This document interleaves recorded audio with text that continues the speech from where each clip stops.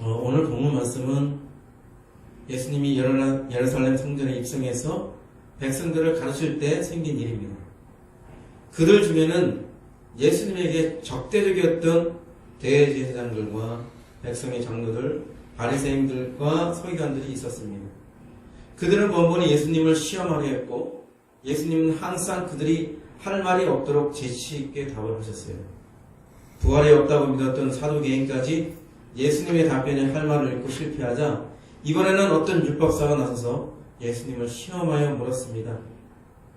선생님, 율법 중에 어느 계명이 가장 큽니까? 학대 번역성경은 선생님, 율법 중에 가장 크고 중요한 계명은 어떤 것입니까? 라고 번역되어 있어요. 그때 예수님은 첫째는 내 마음을 다하고 목숨을 다하고 뜻을 다하여 주 너의 하나님을 사랑하라. 둘째는 내 이웃을 내 자신과 같이 사랑하라 답하셨습니다. 그런데 본문 39절을 보면 첫째 계명과 둘째 계명 사이에 삽입되어 있는 게 하나 있어요. 둘째도 그와 같으니. 오늘 설교 제목이 둘째도 그와 같으니인데 오늘은 이 삽입 구절을 통해 우리를 향한 하나님의 깊고 심오한 뜻을 알아보고자 합니다.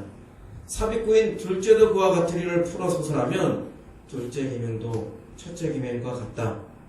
둘째 계명인 이웃사랑도 첫째 계명인 하나님 사랑과 똑같다라는 말입니다. 그렇다면 어떤 점에서 같다는 것일까요?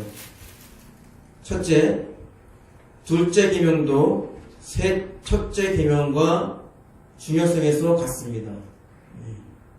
대부분의 사람들이 이 구절에서 오해하는 착각이 있습니다. 순서에 따라 첫째 계명을 둘째 계명보다 더 중요하게 보는 것입니다.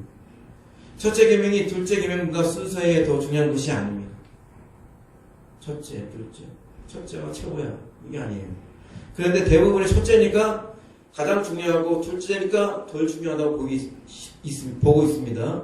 첫째 계명, 둘째 계명은 순서에 불과하고 하나님에 대한 이 사랑과 이웃에 대한 사랑, 즉 대상이 다른 사랑을 쉽게 분류하는 역할로 쓰인 것입니다. 이에 대해 양명교수는 마태복음 어떻게 읽을 것인가 라는 책에서 다음같이 말씀하고 있습니다. 예수는 이 이웃사랑의 계명을 둘째도 이것과 같다라는 도입구로 소개하신다. 여기서 둘째라는 표현은 순서적인 의미일 뿐 중요성의 의미를 갖지는 않는 것으로 보인다. 이러한 사실은 동일하게 크거나 중요한 또는 동등한 의미를 갖는 뭐뭐과 같다. 헬라 언어 호모이아라는 표현에 잘 드러난다. 그렇다면 둘째 계명은 첫째 계명보다 낮은 수준의 권위를 갖는 것이 아니다. 또 인터넷에서 보니까 유창윤이라는 분이 또 다음과 같은 설명을 했어요. 여기서 주목해야 할 것은 간영구 그와 같으니라는 표현입니다. 위선적인 종교 지도자들과 예수와의 교훈의 차이점을 발견하게 됩니다. 종교 지도자들은 하나님께 대한 의무를 수행하다 보면 사람에 대한 의무는 소홀히 할 수 있다고 말합니다.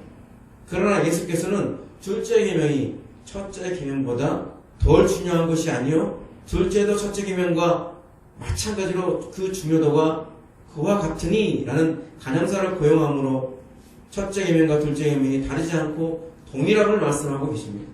다시 말해서 예수께서는 첫째 계명 하나님을 사랑하는 것과 둘째 계명 이웃을 사랑하는 것을 동일 선상에 두고 똑같은 비중을 부여하신 것입니다. 하나님께 대한 의무가 더 중요하고 사람에 대한 의무가 덜 중요한 것이 아니라 둘 중 그 어느 것도 소홀히 할 수 없는 둘 다 중요한 것으로 규정하고 있는 것입니다. 본문에서 하나님 사랑을 말할 때 첫째와 이웃 사랑을 말할 때 둘째는 중요성의 순서가 아니요 문자의 용법에서 단순히 어순을 나타낸 부사임을 지적하고자 합니다. 그래서 이 두 가지는 일반적으로 하나님 사랑이라는 말에서 하나로 융합됩니다. 정리하면 둘째 계명과 첫째 계명과 같으니 라는 말씀은 둘째는 첫째와 똑같다, 똑같이 중요하다, 어느 것도 소홀히 할 수 없고 어느 것도 뒤지지 않는다 라고 말씀하고 있는 것입니다. 하나님 사랑이 더 중요하고 이웃 사랑은 덜 중요하다는 뜻이 아닙니다. 두 번째는 둘째 계명의 사랑도 첫째 계명의 사랑과 본질적인 면에서 같습니다. 둘째도 첫째와 같다라는 말을 둘째인 이웃 사랑하는 크기와 첫째인 하나님 사랑하는 크기가 같아야 한다는 말로 오해하는 분들이 있어요. 얼핏 들으면 그렇게 들려요. 예컨대 하나님을 50% 정도 사랑하고 이웃도 똑같이 나눠서 50% 사랑해야 한다는 말로 오해하는 분이 있을 수 있을 것 같아요. 근데 하나님을 향한 사랑과 이웃을 향한 사랑의 크기가 항상 똑같아야 한다는 말로 오해하시는 것입니다. 그러나 이러한 오해는 아버지나 어머니를 나보다 더 사랑하는 자는 내게 합당하지 아니하고 아들이나 딸을 나보다 더 사랑하는 자도 내게 합당하지 아니하며 라는 마태복음 10장 37절에 예수님 말씀에서 잘못된 것임을 알 수 있어요. 하나님을 향한 사랑은 마음을 다하고 목숨을 다하고 뜻을 다하는, 즉 모든 걸 다하는 최고의 사랑이에요. 크기 면에서 어느 사람도 비교 대상이 될 수 없어요. 만약 누군가 하나님이 아닌 다른 어떠한 대상을 그런 크기로 사랑한다면 그것은 하나님이 아닌 것을 하나님처럼 사랑하는 우상 숭배가 될 것입니다. 결국 둘째도 첫째와 같다라는 말은 이웃사랑 크기와 하나님 사랑의 크기가 양적인 측면, 외적인 측면에서 같다는 말이 아니고 그 안의 질, 그 사랑의 본질이 같다는 것을 말하는 겁니다. 하나님 사랑하는 사람은 당연히 그와 같이 이웃도 사랑하는 거예요. 하나님 사랑으로 하나님을 사랑하고 하나님 사랑으로 이웃을 사랑하고 하나님 사랑으로 서로 사랑합니다. 하나님을 사랑하는 사람은 같은 사랑으로 사람을 사랑합니다. 하나님 사랑한다고 하면서 사람을 사랑하지 않는 것은 하나님을 온전히 사랑하는 것이 아닙니다. 하나님에 대한 수직적인 사랑이 사람에 대한 수평적인 사랑으로 흘러가는 거예요. 물이 위에서 아래로 흐르고 그것이 넘쳐서 강이 되고 바다가 되는 것과 같습니다. 하나님을 사랑하는 것이나 이웃을 사랑하는 것, 그 사랑이 다르지 않습니다. 하나님 사랑과 같은 사랑, 하나님 사랑 같은 종류의 사랑, 하나님 사랑과 닮은 사랑, 거기에서 우리가 하나님의 자녀이고 하나님의 제자임을 드러내는 성품이 나오는 것입니다. 하나님 사랑 없는 이웃 사랑 있을 수 없고요. 이웃 사랑 없는 하나님 사랑 있을 수 없습니다. 하나님 사랑, 이웃 사랑은 하나님 사랑으로 입증되고 이웃 사랑은 하나님 사랑을 근거로 합니다. 상호 보완적인 게 있다는 말입니다. 자꾸 이분법적으로 생각하는 습관을 버려야 합니다. 하나님 사랑 따로, 이웃 사랑 따로 이해하지 말라는 것입니다. 하나님 사랑과 이웃 사랑은 뗄 수 없다는 거예요. 하나님 사랑으로 시작하여 이웃 사랑으로 흘러가는 거예요. 이어지는 거예요. 둘은 하나입니다. 하나의 흐름이고 한 줄기입니다. 양의 교수는 다음과 같이 말하였습니다. 오히려 이들 두 계명은 각각 그 고유한 위치에 서 있으면서도 그 진정한 의미를 갖기 위해서는 서로 상대 계명에 의존해야 하는 상호 보완적이며 상호 의존적인 성격을 띈다. 이들 두 계명은 이처럼 불가분, 나눌 수 없는 관계에 있다. 프란시스 프렌제프는 다음과 같이 말했습니다. 예수님은 둘째는 첫째와 같다고 말씀하셨습니다. 여러분이 하나님을 사랑하면 다른 사람들에 대한 여러분의 사랑이 하나님에 대한 여러분의 사랑과 같게 될 것입니다. 왜냐하면 둘째는 첫째와 같다고 하셨기 때문입니다. 하나님을 조건 없이 사랑하면 할수록 여러분은 다른 사람을 조건 없이 사랑하게 될 것입니다. 우리가 예수님을 사랑한다면 예수님의 계명을 지킬 것이라고 요한복음 14장 15절 21절에서 말씀하셨습니다. 그런데 그 예수님의 계명은 바로 서로 사랑하라입니다. 예수님이 우리를 사랑하듯이 우리가 서로 사랑하는 것입니다. 또한 예수님은 시몬 베드로에게 3번이나 나를 사랑하느냐 물었습니다. 그리고 네가 나를 사랑한다면 내 양을 먹이라고 당부하셨습니다. 하나님을 진실로 사랑하는 사람은 사람을 같은 사랑으로 진실로 사랑할 수밖에 없습니다. 하나님에 대한 사랑은 사람에 대한 사랑으로 하나로 연결되어 있습니다. 마태복음 25장에는 예수님이 마지막 심판 때 사람들 영생을 얻는 양과 영벌을 받는 염소의 무리로 분류하는 것을 볼 수 있어요. 그 심판의 기준은 사람들이 줄이고 목마를 때, 나그네들고 헐벗을 때, 병들고 옥에 갇혔을 때 돌보는 것이 곧 예수님에게 선행을 베푸는 일이 된다. 그래서 영생을 얻는다. 이렇게 말하고 있습니다. 사람을 사랑하는 것이 예수님을 사랑하는 일이 되고 그것이 구원을 결정하는 중요한 조건이 된다는 것입니다. 그래서 요한에서 3장 14, 15절은 이렇게 기록되어 있어요. 우리는 형제를 사랑함으로 사망에서 옮겨 생명으로 들어간 줄 알거니와 사랑하지 아니하는 자는 사망에 머물러 있느니라. 그 형제를 미워하는 자마다 살인하는 자니 살인하는 자마다 영생이 그 속에 거하지 아니하는 것을 너희가 아는 바라. 열심히 달려오다 보니까 이제 말씀을 맺어야겠어요. 대한민국에서 제일 잘 나가는 최고의 개그맨이 누구예요? 가무동. 예전에 유재석이라고 했는데 유재석이라고 봅니다. 그에 대한 믿음이 많아가지고 뭐 유느님, 하나님도 아니네 유느님이라고 애칭을 써가지고 있죠. 그에 대한 미담 하나를 여러분에게 소개하고자 합니다. 자살을 계획하였다가 유재석 씨를 만나 세상을 살게 된 어느 군인 이야기가 있어요.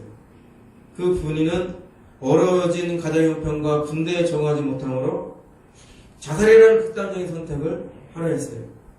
야간 근무 때 자살 계획을 잡아놓고 낮에 통신 설비를 지뢰 탐지기로 찾는 작업을 일산, 우리 사는데요. 일산 이 모방송국 앞에서 하고 있었습니다. 그때 유재석 씨가 지나가다가 아는 척을 했어요. 무슨 작업을 하느냐고 묻자 김일성 밝힐 수가 없다고 하니까 아 그렇군요. 수고하세요. 하고 돌아갔다고 합니다. 그리고 얼마 후 다시 탐지 작업을 하는데 누군가 자기 등을 두드리는 거예요. 유재석 씨예요. 그가 다시 와서 이온 음료 2개와 아이스크림을 주고 왔어요. 그것을 받아든 그 군인은 생을 포기하려는 자신에 대한 관심과 배려에 순간 울컥하더니 엉엉 울었다는 거예요. 그렇게 한참 울고 나니까 자살할 마음도 사라지고 이게 전환점이 되어 군생활도 사회생활도 다 잘하게 되었다고 합니다. 중무장에서 더운 날씨에 힘들었던 자신을 그냥 지나치지 않았던 그 진심 어린 관심과 배려가 군인의 마음을 돌려놓은 것입니다. 그냥 지나칠 수도 있고 또 다시 돌아와서 고생하는 군인을 챙겨주는 것은 더 어려운 일이에요. 일반인들이 생각하면 좀 어려운 일이죠. 사람을 귀하게 여기는 마음이 없다면 불가능한 것입니다. 아마도 유재석 씨는 오랜 무명 시절로 인해 누구보다 사람을 귀하게 여기는 것이 몸에 밴 것 같습니다. 저와 비교해서 반성을 많이 되는데 교회에 있으면 많은 분들이 찾아와요. 구청에서 뭐 조사 나오시는 분, 뭐 물건 팔아달라는 분, 적선을 요구하시는 분, 아주 교회가 뭐 잘 해준다는 그 생리를 잘 알고 이용해서 돈벌이를 삼으려는 이렇게 진략한 분들도 개중에 있어요. 그러다 보니까 누가 오면 경계심도 생기고 부담감이 생겨요. 그러다 보니 기분 좋게 대하거나 진심으로 귀하게 여기고 사랑으로 대하지 못하는 때도 있어요. 사람을 귀히 여기는 그 진심이 사람을 죽음에서 살리기도 하는데 영혼 구원을 작정한 저로서는 참으로 부끄러운 일입니다. 유재석 씨는 비록 불신자가 아닌 것 같은데 듣고 보니까 교회를 다니는 걸 알고 있더라고요. 하나님 사랑을 많이 닮아 있습니다. 이와 같이 사람을 진심으로 대하고 진심으로 사랑한다는 것은 놀라운 일을 가져오지만 또한 그리 쉽지만은 않아요. 오늘 본문 왔으면은 세 가지 사랑이나 또 오늘 이 얘기를 유재석 얘기를 했는데 여러분들 다 앞에 건 다 까먹고 이것만 기억할지 모르겠다. 앞에 건 너무 어려웠나요? 잘 들으면 어려운 게 아니고 참 은혜가 되는 말씀인데 그래서 오늘 본 말씀은 세 가지 사랑이 나와요. 첫째는 하나님을 사랑하는 것, 둘째는 자기를 사랑하는 것, 셋째는 이웃을 사랑하는 거예요. 하나님에 대한 사랑도 알겠고 이웃에 대한 사랑도 알겠는데 눈 씻고 찾아봐도 자기를 사랑하는 말은 없는데 어디 있다는 거죠, 목사님? 둘째 계명이 나오잖아요. 내 이웃을 내 몸과 같이 사랑하라.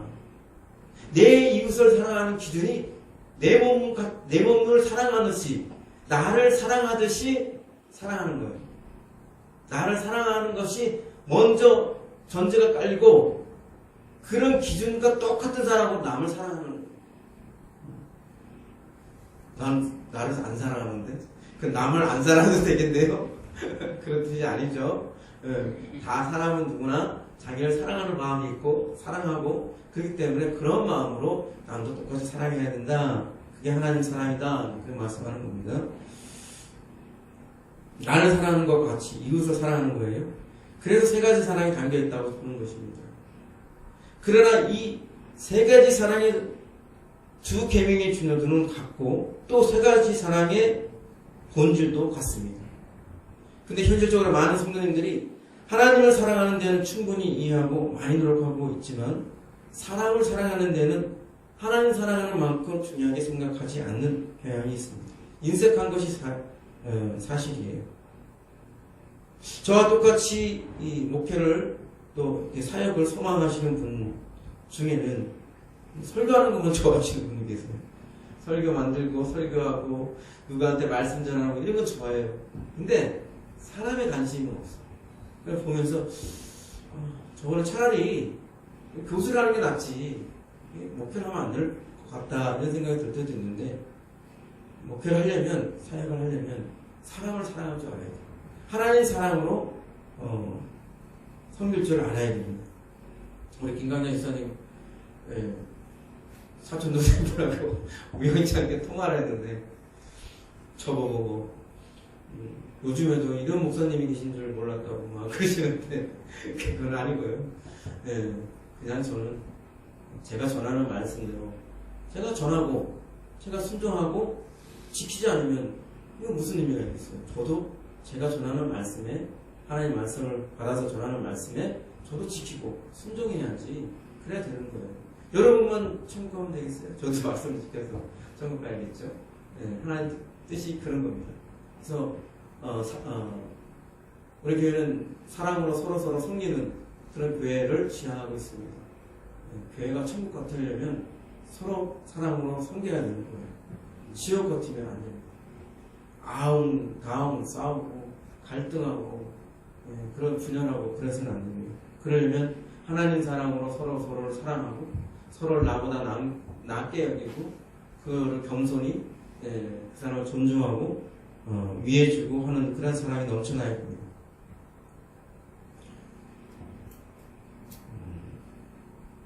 우리가 익히 잘 아는 고린도전서 13장은 내가 어떤 위대한 일을 한다 해도 사랑이 없다면 아무 소용이 없다고 했습니다. 어떤 사람이 정말 하나님을 사랑하는 사람인지 분별하려면 그가 사람을 진실로 사랑하는지를 보면 알 수 있습니다. 그가 무슨 일을 했는지, 무슨 업적을 남겼는지, 무슨 능력이 있는지가 아니라 그가 진실로 사랑하는 사람인지, 사랑을 실천하는 사람인지 그걸 보면 알 수 있습니다. 옳고 그른 것을 구별하는 것은 하나님 사랑 가운데 행하는 것보다 쉬워요. 옳고 그른 것을 말하는 것도 하나님 사랑 가운데 행하는 것보다 쉬워요. 옳고 그른 것을 행하는 것도 하나님 사랑 가운데 행하는 것보다 쉬워요.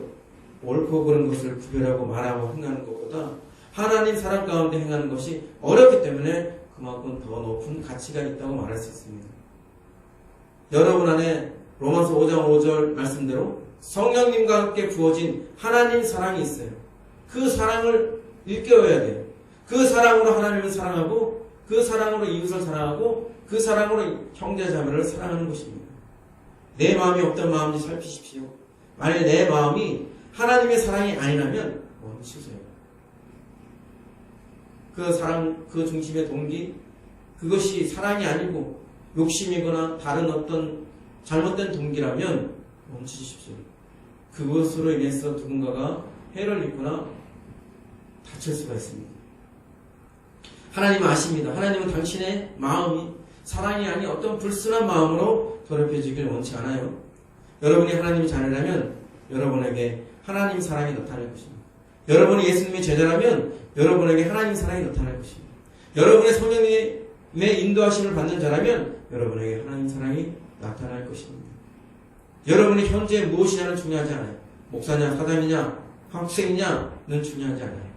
하나님에게 여러분이 현재 어떤 사람이냐, 그리스도인으로서 어떤 모습이냐가 중요합니다. 하나님이 여러분을 통해 하나님을 나타내시고 여러분을 통해 하나님의 성품을 드러내십니다. 하나님과 하나님의 사랑은 함께 갑니다. 하나님의 사랑과 하나님은 함께 가는 것입니다.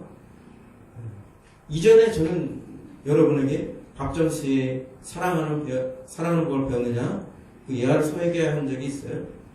죽어서 주님 앞에 섰을 때 모든 사람들이 하나님께 그런 질문을 받는답니다. 네가 사랑하는 법을 배웁니다. 네 하고 대답하는 수도 있지만 제가 하나님을 사랑했는데 사람들을 사랑하지 못했습니다. 그렇게 고백하는 사람도 있어요. 그러면 여지없이 그는 혼나요. 하나님을 사랑을 안 하면서 어떻게 사람들을 사랑 안 할 수 있지? 어떻게 이게 이렇게 이분법적으로 이렇게 나눠질 수 있는 것이? 하나님 사랑하면 당연히 사람들을 사랑하는 사랑이 나타나야 하는 게 정상인 거예요. 그게 하나님 뜻입니다. 하나님이 계명으로 말씀했잖아요. 서로 사랑하라. 이웃을 사랑하라. 그렇게 말씀을 하셨잖아요. 그러면 하나님을 사랑하는 마음이 내게 있다면 그 말씀을 귀히 여기고 그래 하나님께서 사랑하라고 나에게 말씀하셨지. 그럼 내가 지켜야지. 이렇게 되는 거 아니겠어요? 예수님도 제자들끼리 서로 섬기고 서로 사랑하라고 어떻게 해요? 제자들의 발을 스승으로서 씻겨주면서 몸소 몸을 보여요. 내가 선생으로서 너희의 발을 씻겨줬으니까 너희도 이 모범을 본받아서 서로 첫째가 되고 서로 위에 군림하려 하지 말고 서로 섬기는 자가 되고 서로 이렇게 사랑으로 대하는 자들이 사랑으로 섬기는 자가 되라. 그렇게 말씀하고 있습니다. 하나님 사랑 가운데 거하고 하나님 사랑 가운데 행하는 여러분과 제가 되기를 주님의 이름으로 구합니다. 말씀 생각해서 기도하겠습니다.